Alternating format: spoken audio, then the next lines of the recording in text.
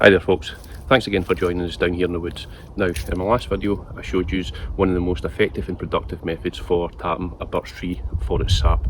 Now, I do appreciate that that technique involved a few tools that not everyone's going to own, let alone carry with them on a regular basis into the woodland. So with that in mind, I'm setting out today to create a video which is going to show a much simpler process with very little tools involved. In fact, all you're going to need is a sturdy fixed blade knife, a suitable container, preferably with a screw top, that's my choice anyway, and a little bit of knowledge. Now, the container and the knife you guys are going to need to supply. The knowledge I'm going to supply in this video. So I hope you enjoy and stay tuned. Cheers. Step number one, before you even look at a birch tree, you need to create yourself a length of guttering, something like this. And this is to run the sap from the incision you create in the birch tree down into the container that you have. Now I'm going to show you how to create one of these in a few moments, but to make this you're going to need one of these, a hazel tree, and you're looking for one with lots of thin shoots like these, round about the diameter of one of your middle fingers, and you're looking for live ones. The way you can tell that is the dead ones will feel kind of lightweight and also they break rather than bend. So that one there isn't the type we're after. We're after one sort of like this. So we'll just put a bend in that and take our knife. Once you've got your hazel, you select a straight section, take your knife and trim it to length. Now what you should be left with is a section between 6 and 8 inches long ideally. The reason for this is it's just an easy size for handling when you're working with your knife. And you'll notice here there's a different coloured core on that. That is actually the pith, and we will be removing that later, and that's going to assist us in creating the garden. So what we need to do is strip all the bark off this.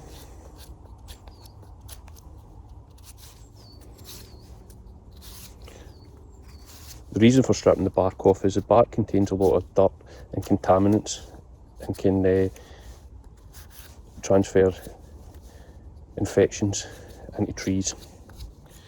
So once you removed all the bark, we're now going to split it in two by shaving along its length, and you'll notice that it exposes the pith.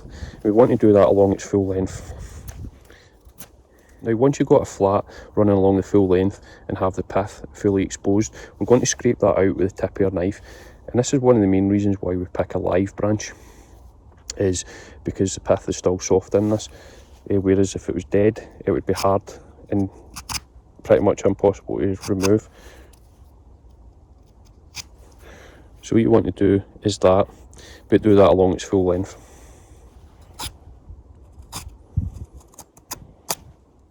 Now what you should be left with is something that resembles this, with a flat and a U-channel running along its entire length.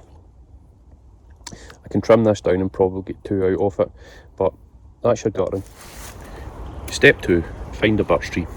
What you're looking for is a birch tree that's healthy and has got buds that haven't yet burst into leaf. That gives you an indication that you've got a tree that's potentially got sap still running up through it. But there's one more test you're going to need to do, and that is actually make an incision into the tree and see if the sap is running. What you need to do now is locate a clear spot in the tree that's nice and clean. Take your knife, put the point in at an upward angle and give the knife a hit. Just move it from side to side a wee bit. What you should see, if the sap is running, you should see sap on your blade, which we have got. And there should be sap starting to drip out the incision.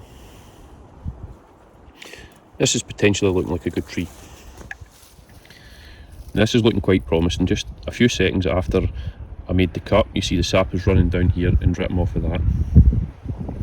In the interest of speed, I took the liberty off camera of attaching the bottle to the tree with a short piece of twine. It's attached just below the incision, which is here. So the next step is to attach the guttering, which I have shortened down to about 4 inch now. I'm actually trimming this down a wee bit more, but I'll do that once I've got an idea of the length that I need.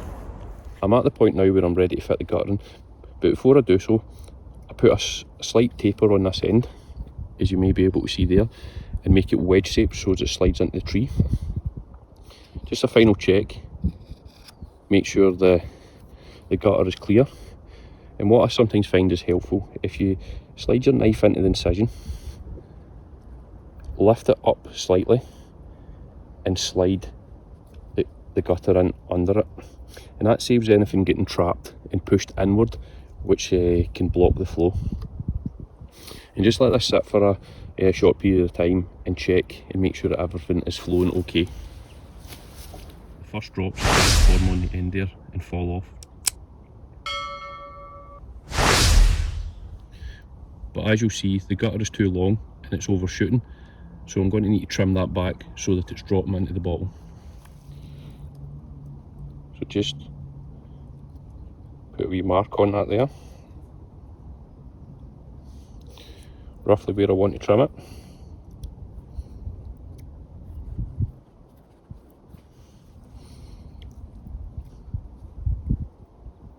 Now that's that trimmed down. That should be that. See a drop there about to fall? Straight in. Again, off camera so that I could speed things up, I've put a lashing round here, and I've also moved the bottle up an inch or two so that it's just around about half an inch under the actual gutter itself, just to make things a bit more accurate.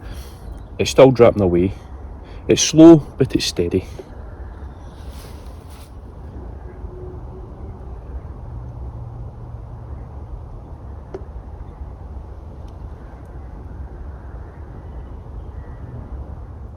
As you will have no doubt noticed, this technique is a good bit slower than the technique I showed you in the previous video. So because of that, I'm going to let this run overnight, and I'll come back in the morning and check on the progress, and I'll show you how it went. But this is how simple it can be if all you've got is a knife and a container.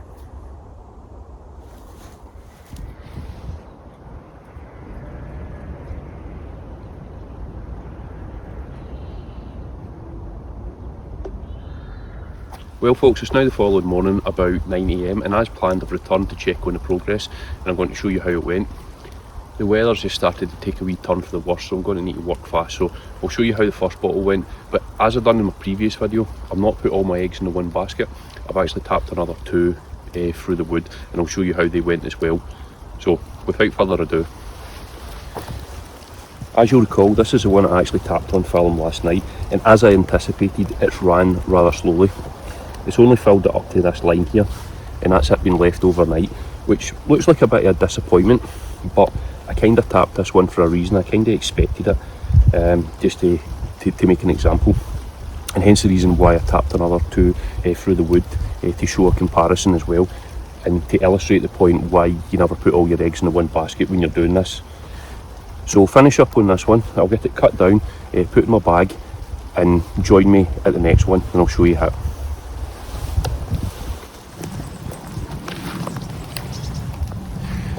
This is one of the other ones that I was tapping. Amount wise, I've actually got probably a bit more in this one than I did in the one that I put done on film, and I actually started this one after this one, so I've got more out of it in less time. Still not too impressive. This isn't actually the best out of the three. The best is the one I'm going to show you next. So I'll get a cap on this, but before I go, I want to show you something. You always take your peg out, never leave it in, and press the area of the incision down, just press the bark down and cover it. I'm not going to do it just now because it's wet, but I'll come back later on with some pine resin and I'll cover the area. Now, pine resin's got qualities that are antiseptic, and will help prevent bacteria getting into the tree and causing problems. So I'll get this one capped up and I'll meet you at the next one. This is the third one that I tapped here, and you'll see the results are much better on this. I actually expected a lot of things from this one. It's been running around about the same time as this one here, and you'll see it's got a mass more in it. In fact, it's got way more than the two of these put together. that 1.5 litre bottle is nearly a third full, so that's a bit more impressive. And just in case anybody doubted that you could drink this stuff straight out the tree,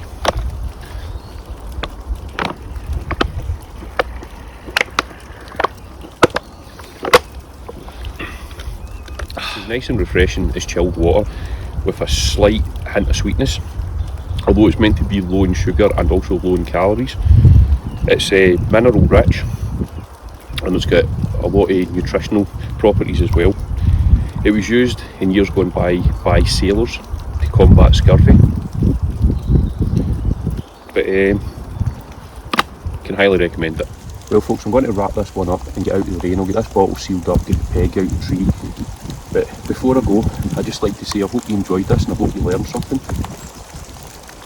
I've shown here a technique of accessing one of nature's greatest resources, birch sap, with the use of just a knife and a simple container. The other video I showed previous to this is much more successful, and it's the one I actually prefer doing if I'm going for volume. But that requires a few tools that I do appreciate not everyone's going to own or carry with them on a regular basis. But most people will carry a knife of some sorts, and we should have a water bottle or something on us. So this is a technique that everybody should be able to do. But anyway, enough of that. I hope you enjoyed it, and if you got something out of it, don't forget to hit the like button, leave a comment, ask questions, and of course subscribe to be kept up to date with future productions. So until next time, you folks take care and slange.